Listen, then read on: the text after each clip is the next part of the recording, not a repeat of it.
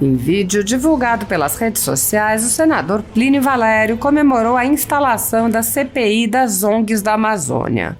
O senador disse: depois de 5 anos de luta, a gente conseguiu a autorização para instalar a CPI que vai investigar as ONGs ambientais na Amazônia. Primeiro, a gente está traçando um roteiro. A gente quer descobrir o que essas ONGs fazem tanto no meio do mato.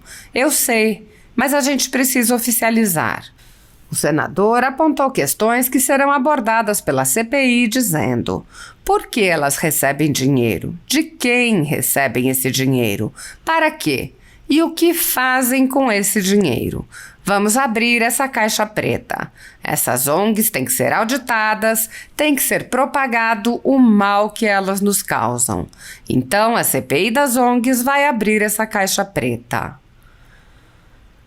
Apoiadores do ex-presidente Jair Bolsonaro e pessoas que apenas têm um discurso diferente do imposto pelo cartel midiático vêm sendo perseguidos, em especial pelo judiciário.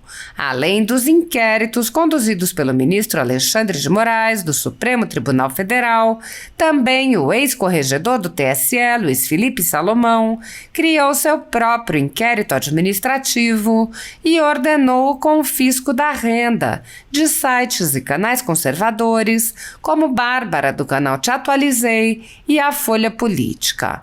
Toda a receita de mais de 23 meses do nosso trabalho está bloqueada por ordem do TSE, com aplauso dos ministros Luiz Roberto Barroso, Alexandre de Moraes e Edson Fachin.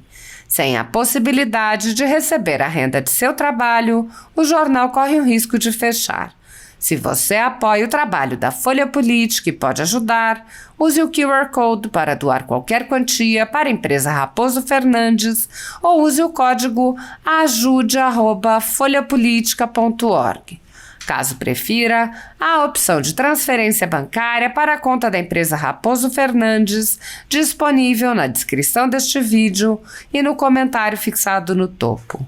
Há 10 anos, a Folha Política faz a cobertura da política brasileira, mostrando atos, pronunciamentos e eventos dos 3 poderes, quebrando a espiral do silêncio imposta pelo cartel de mídia que quer o monopólio da informação.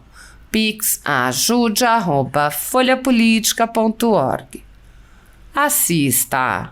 Depois de 5 anos de luta, a gente conseguiu autorização para instalar a CPI que vai investigar as ONGs ambientais na Amazônia. Primeiro, a gente está traçando um roteiro, a gente quer descobrir o que essas ONGs fazem tanto no meio do mato. Eu sei, mas a gente precisa oficializar. Por que elas recebem dinheiro, de quem recebe esse dinheiro, para quê e o que fazem com esse dinheiro.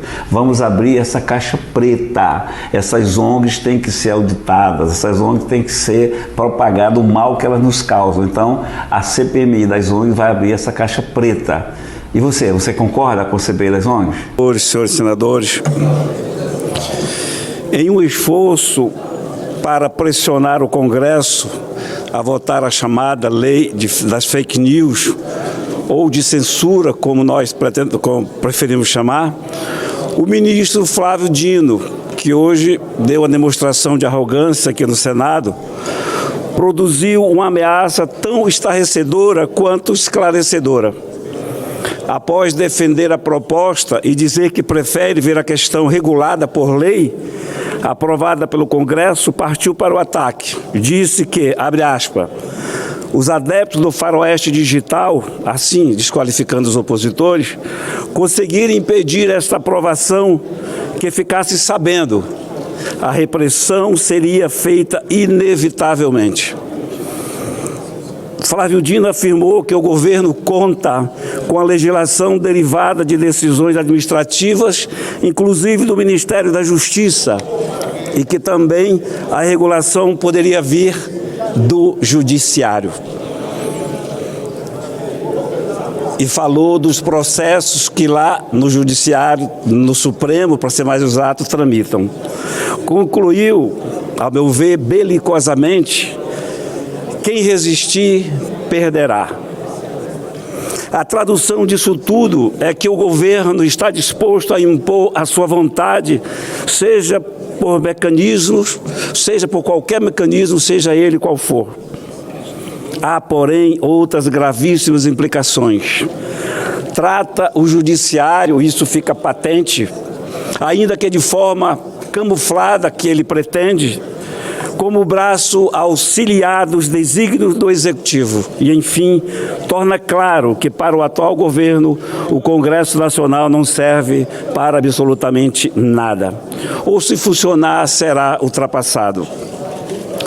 É evidente que a postura do ministro embute uma chantagem dirigida ao Congresso, mas traz também posturas que vão além disso, como a convicção de que o Judiciário, ou melhor, o Supremo Tribunal Federal, entrará em uma atribuição do Congresso, que é legislar, que não é novidade, mas continua sendo condenável, o Supremo legislar. Ou será que o ministro Flávio Dino aposta em que o Supremo fará e faz o que o atual governo quiser? Eu não tenho nem dúvida disso. Na realidade, o próprio Supremo Tribunal Federal reconhece que não pode intervir em questões internas do Poder Legislativo. Em junho de 2021, o plenário do Supremo decidiu que não cabe ao Poder Judiciário fazer o controle jurisdicional da interpretação do sentido e das normas regimentais das casas legislativas, quando não ficar caracterizado o desrespeito a regras constitucionais pertinentes ao processo legislativo. A decisão, por maioria, foi tomada na sessão virtual relativa ao julgamento do recurso extraordinário, com repercussão geral reconhecida. De acordo com o voto vencedor no Supremo Tribunal Federal, e eu falo aqui isso para lembrar que o Supremo Tribunal já decidiu, o que não garante que não vá mudar, como tem mudado de voto, a jurisprudência do Supremo é pacífica no sentido de que, em respeito ao princípio da separação dos poderes, não é possível controle jurisdicional em relação à interpretação de normas regimentais das casas legislativas. Segundo ele, nesse caso, é vedado ao Poder Judiciário substituir o Legislativo para dizer qual o verdadeiro significado da previsão regimental, matéria de natureza interna. Não é possível, portanto, interferir na alçada do Legislativo, até pelo óbvio, que é tratar-se de outro poder. Se o Legislativo toma uma decisão, inclusive a de não votar determinado projeto, isso está na sua esfera de poder. A gente decide não votar o projeto, é uma prerrogativa nossa, do Legislativo. O Supremo Tribunal Federal pode e deve manifestar-se sobre a inconstitucionalidade de legislação, mas nunca substituir o Legislativo para impor a sua solução, que é o que o ministro Flávio Dino está ameaçando, está chantageando o Congresso Nacional. O pronunciamento do ministro da Justiça vai além, ao mostrar a confiança em que a vontade do Executivo sobre determinada questão legislativa deve se impor a de outro poder. E ele é um senador eleito. E vai além, também ao afirmar que se não for ele próprio o Executivo a decidir, o Judiciário fará no mesmo sentido. Mais uma vez, querem que o Judiciário decida, legisle. Nós não podemos julgar e o Judiciário não pode legislar. Presidentes sem compreendimento ou controle podem aparelhar a Suprema Corte, alterando sua composição ou contornar o Congresso, governando por decretos. Assistimos há pouco esse tipo de tentativa de ação ditatorial até em democracias mais estabelecidas e mais vividas do que a nossa. Isso ocorre com mais frequência, é evidente em regimes mais frágeis do ponto de vista da liberdade. Mas aparentemente não, mais firmemente e claro, é o que preconiza o ministro. Afinal, o que é dizer que o Judiciário pode fazer o que o Executivo, por meio de regulação em processos que lá já estão? E o que é dizer que regulação derivada de decisões administrativas, se não é governar por decreto? Fica aí mais que evidente, presidente, senhoras senadoras e senhores senadores, que o ímpeto autoritário do atual governo, evidentes para nós, e hoje o ministro Flávio Dino deu demonstração do quanto está se lixando para o Legislativo.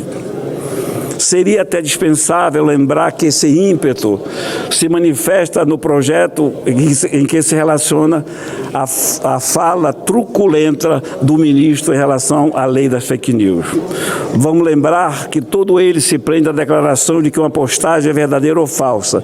Quem vai determinar a veracidade dessa postagem? Pelo texto original, uma agência especial a ser criada. Imagina só, por quem? Pelo governo. Vá lá que o relator admitiu substituí-la, mas pretende colocar outra entidade em seu lugar. Registro aqui, meu amigo senador Espírito Amin, que foi um dos primeiros a ler aquele livro, Como as Democracias Morrem. Cito aqui, aponta o livro que a erosão das democracias acontece de maneira gradativa, muitas vezes em pequeniníssimos passos, tomados individualmente. Cada passo parece insignificante. Nenhum deles aparenta de fato abalar a democracia. Com efeito, as iniciativas governamentais para subverter a democracia costumam ter um verniz de legalidade. Fecha aspas aqui, citando o livro Como Morre a Democracia. E mais, elas são aprovadas pelos parlamentares ou julgadas constitucionais por Supremas Cortes. Olha só a coincidência dos fatos que estão acontecendo no país. Como as democracias morrem, escancara também o que constitui uma tendência a restringir liberdades civis de rivais e críticos. Afinal, abre aspas, uma coisa que distingue autocrata de líderes democráticos é sua intolerância à crítica e à disposição de usar seu poder para punir aqueles que na oposição, na mídia ou na sociedade civil venham criticá-las. Senhor presidente, senhoras senadores, senhores senadores, e o que nos assiste, você brasileiro, você brasileira, tudo isso se parece demais com um filme que já vimos. Já vimos esse filme antes.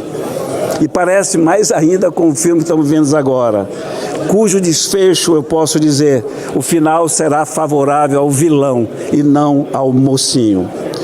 O Supremo Tribunal Federal precisa abandonar essa ideia de tutelar a democracia. A verdadeira democracia não precisa de tutela, não precisa de quem diga o que pode e o que não pode. É hora do Supremo Tribunal abandonar essa ideia e essa prática de interferir, de afanar as prerrogativas dos outros poderes. Fica patente o que eles estão pretendendo. E assim é que começam a morrer as democracias. Obrigado, presidente. Obrigado, senador Plínio Valério. Está encerrada a votação.